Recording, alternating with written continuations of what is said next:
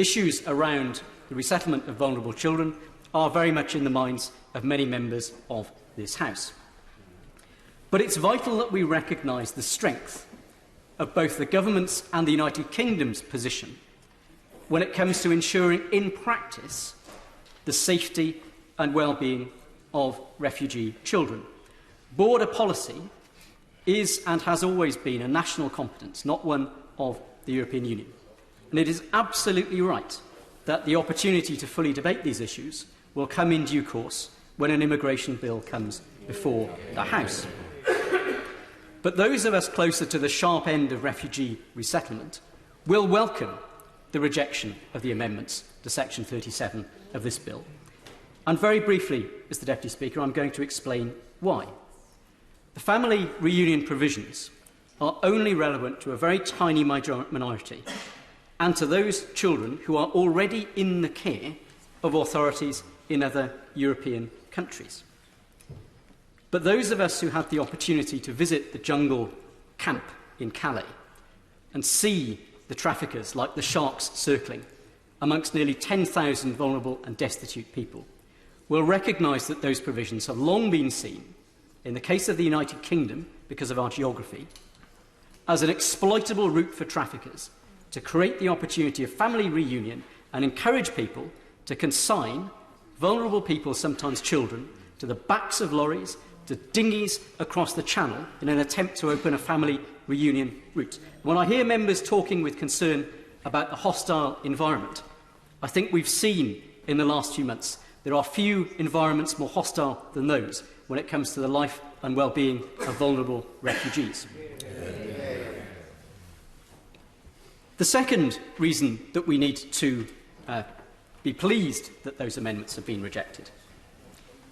is the issue at the heart of family reunion provisions, and that is the issue of parental responsibility. It's been said by many members, and it's said a great deal in the media, that we want to reunite children with their families.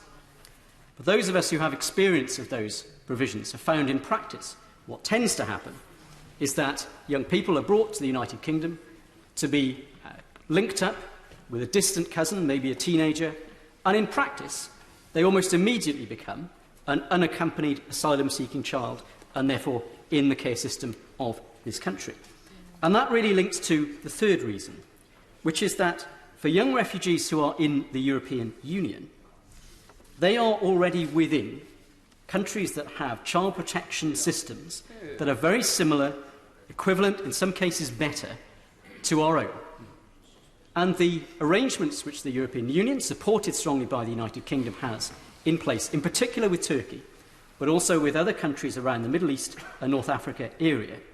mean that there is usually a very real prospect of reuniting those young people with those with parental responsibility, either mum and dad, or at least close family members who are in a refugee camp in the system in one of those countries.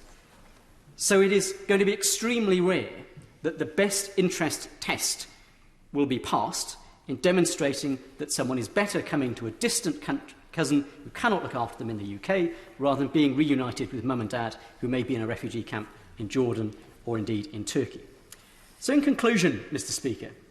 our local authorities in the United Kingdom have long battled with the consequences of the exploitation by traffickers of some weaknesses in our border system. And they do a remarkable job in challenging circumstances when we look at the outcomes that those children and young people go on to achieve. The UK has a huge reservoir of goodwill, and that goodwill is reflected in the actions both of this government and previous governments when it comes to the support for child refugees. But our communities expect, in order to maintain that goodwill, that there will be robust, effective, efficient and just arrangements that minimise the risks to children. And Section 37 of this bill, as proposed by the government, opens the possibility of such arrangements when the immigration bill comes forward. It is in practice a more compassionate and more pragmatic way forward on this issue than anything that I've heard proffered by the opposition. It is one of many reasons to support this bill, and I commend that section to this House and to all members